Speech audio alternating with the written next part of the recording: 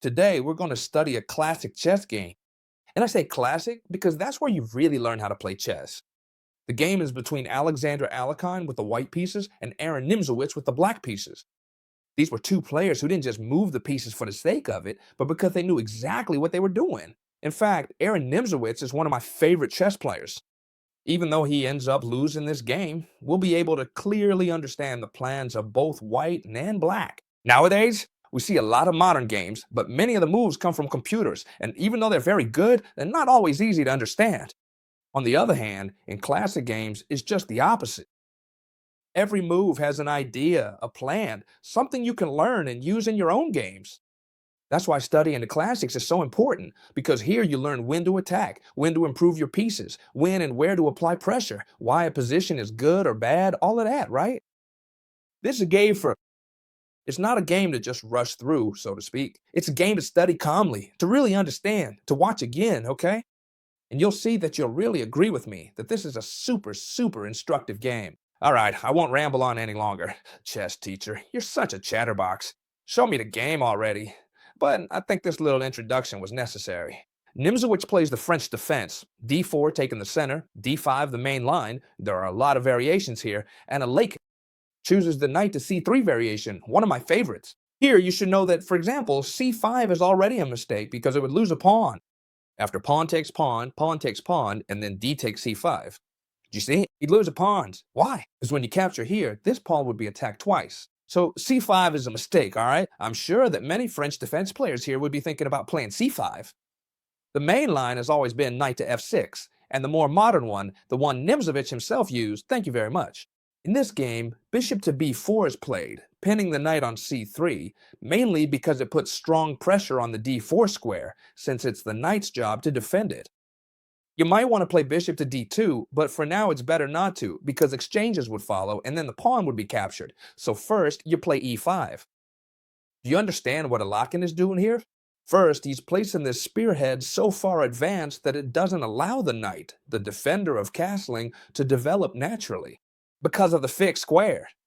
Now, after the move c5, which is indeed possible, bishop to d2 to avoid the pin wouldn't be possible. You can check this yourselves on your own board. I recommend the following. When you watch these videos, you can play through them on your own board and try out the variations. That way, studying will be much more enjoyable. By the way, before I forget, starting today, my supplier, my favorite chess supplier, which is exactly this one, Chessie's Art, has given us a 15% discount on the entire store for all of us who are followers of the channel. And how can you take advantage of it? Well, whenever you place any order at Chessie's Art, which I'll leave for you down here in the description, any order for anything, okay? Pieces, boards, sets, whatever you want. If you enter the discount code CHESSTEACHER, which I'll also leave for you down here in the description, they'll automatically give you a 15% discount. So I assure you that if I'm collaborating with this brand, it's because I haven't found any better chess sets out there. Plus, the service is 100% excellent. The longtime followers of the channel know this. Many of you have already sent me photos showing that you have boards and pieces from this very shop. So anyway, I'm leaving this as a little gift for all of you, just for anyone who wants to take advantage of it. Remember, you have it down below in the description, discount code Chester, 15% off.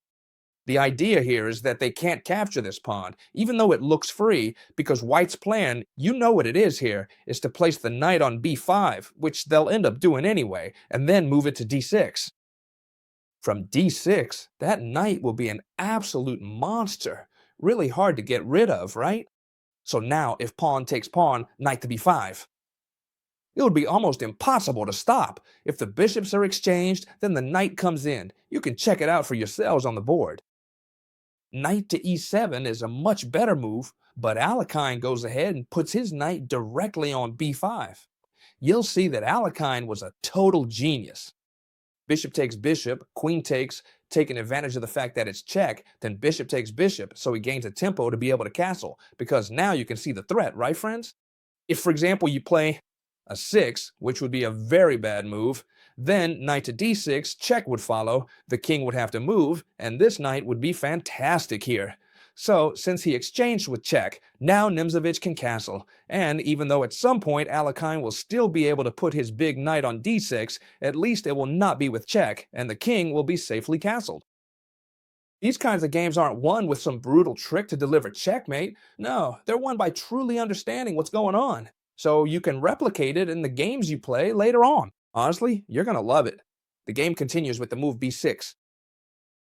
It's a completely logical move. You know that the French defense has a big drawback, which is that since e6 is played very quickly, the light squared bishop becomes the bad bishop and gets blocked in. So, with the move b6, Nimzovich understands that he can develop his bishop via a6, and who knows, maybe even trade off this bishop at some point. Such a bad bishop for this very good white square bishop. Why is this the good bishop? Because, of course, first here Alakine plays c3, and now, yes, bishop to a6. As you can see, all the pawns are on dark squares, so this is the good bishop because it's the light squared one. Therefore, this bishop 6 is a very interesting move to give that bishop some life. f4, central expansion by Alakine, bishop to a 6, a completely logical move. I assume y'all are understanding every move, right? And that's what's truly important about this lesson. The game continues with knight to f3. Queen to d7, the first delicate moment of the game. They're putting pressure on our knight on b5, a very important knight with two pieces, the queen and the bishop, and it's only defended by the bishop. What should I do? Should I move it away? Should I put it directly on d6? No. It definitely seems like a much better idea to defend it with the move a4, right? Because that way, we keep a certain position with this knight very well placed on b5. When we have a knight that's really well placed, obviously we don't want to move it from there no matter what, right? We should try to keep it there as strongly as possible. The idea is that now, if they capture this knight with the bishop, which might seem like a really good idea at first, right? Because they're getting rid of their bad bishop, and they're trading it for a huge steed that's going to settle on the d6 square and cause a lot of trouble. How would you capture, with the bishop or with the pawn? Take your time to think about it. The correct answer is to capture with the pawn, and that's definitely the right move, because if you capture with the bishop, sure, you're attacking the queen, but the position would close up at some point and absolutely nothing would happen. However, if we capture with the pawn, our position becomes tremendously strong. This turns into a triple advantage. First, the file opens up for the rook. Awesome, right? A rook on an open file would be fantastic. Second, we're fixing a weakness on a7. How do you fix a weakness? Well, it's a backward pawn, easy to attack. And also, thanks to this pawn here, it's not easy to advance. In third, this pawn is acting like an umbrella for the knight, which cannot get out through a6 or c6, so basically we are shutting down the knight.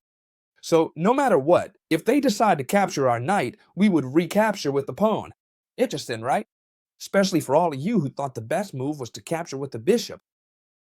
Knight to c6, developing the knight, b4, gaining a bit of space on the queen side, pawn takes pawn, and pawn takes pawn on b4, and now this bishop retreats to b7.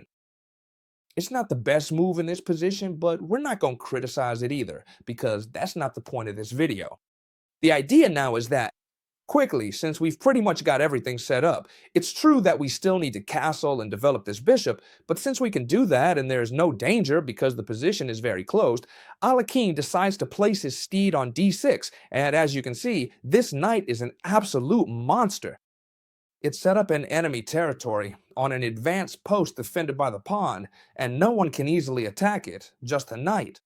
And on top of that, it's controlling a bunch of squares in enemy territory. That's why this knight is so good. It's like having someone in your house who won't let you move around your own place normally, right? Always a nuisance. So it's true that it's not threatening anything serious, but it really bothers the black pieces, and who knows if later on it might become a problem. 5, just a move, right? Trying to block the king's side a little bit. However, our plan is clear, to attack thanks to our knight that's putting pressure everywhere. Our idea isn't to trade pawns here.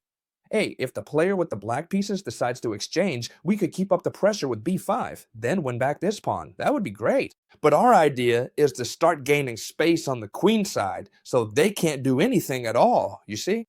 The opponent's pieces wouldn't be able to do anything. So here, black has to react right away by trying to get rid of this knight with knight to c8. Another key moment in the game. Of course, a lot of you are probably thinking they're about to take out this knight, which is probably my best weapon in the game. If I don't do anything, they'll go knight takes, pawn takes, queen takes. Not only will I lose the knight, but I'll also lose a pawn. So I only have two options. Either pull it back, which would be pretty sad, right? Because then they'd start threatening us over here, they'd close up the position, and goodbye advantage. You see that? Goodbye advantage, right? One wrong move, and goodbye advantage. You see what I mean? If we pull back the knight, then the other option, no matter what, has to be to exchange it. But of course, why? Is it because of the knight or because of the bad bishop? Well, paradoxically, the right answer is to get rid of the knight in exchange for the opponent's bad bishop. Why is that? Because when the opponent played b6, they no longer have any pawns on white squares here, so the white squares become extremely weak. And this is exactly what Alakine is going to take advantage of in this game to win the match. Never has the saying been more true, if you'll pardon the redundancy. A 6, threatening the queen, which now has to move. And now the bishop, which hadn't been developed yet, comes out putting pressure on the knight on c6. Take a good look at this position.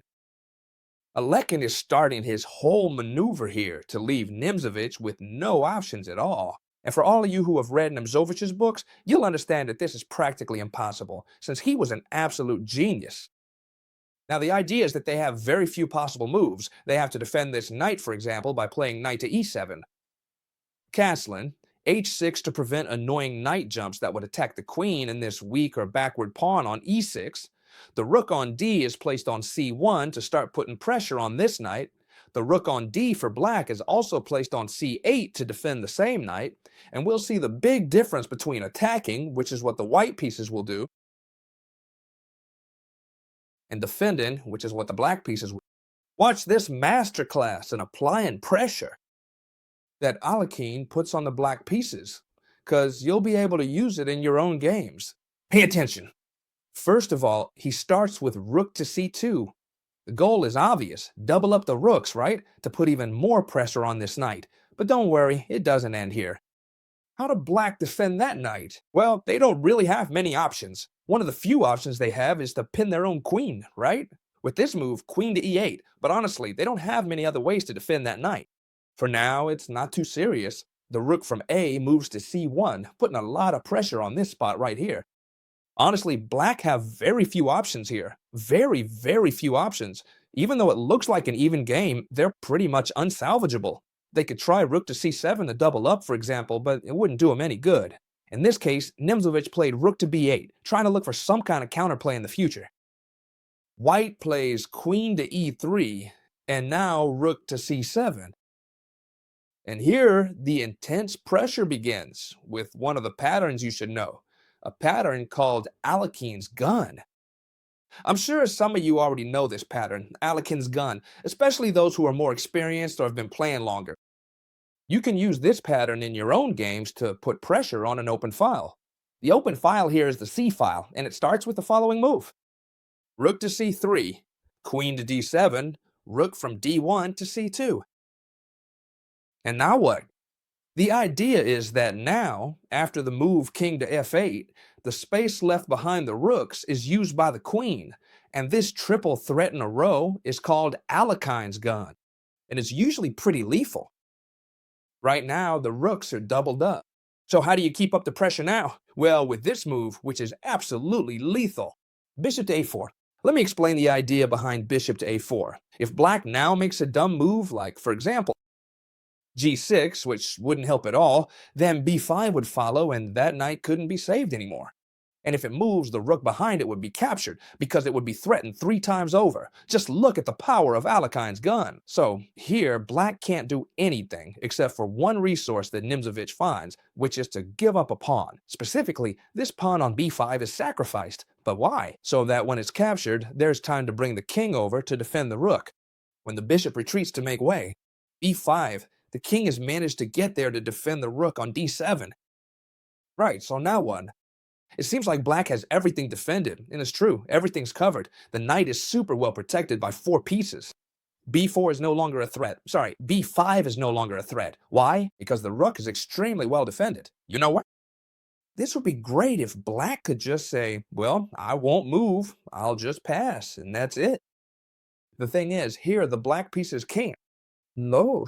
As soon as they move, as soon as they make a move, they're going to lose a piece.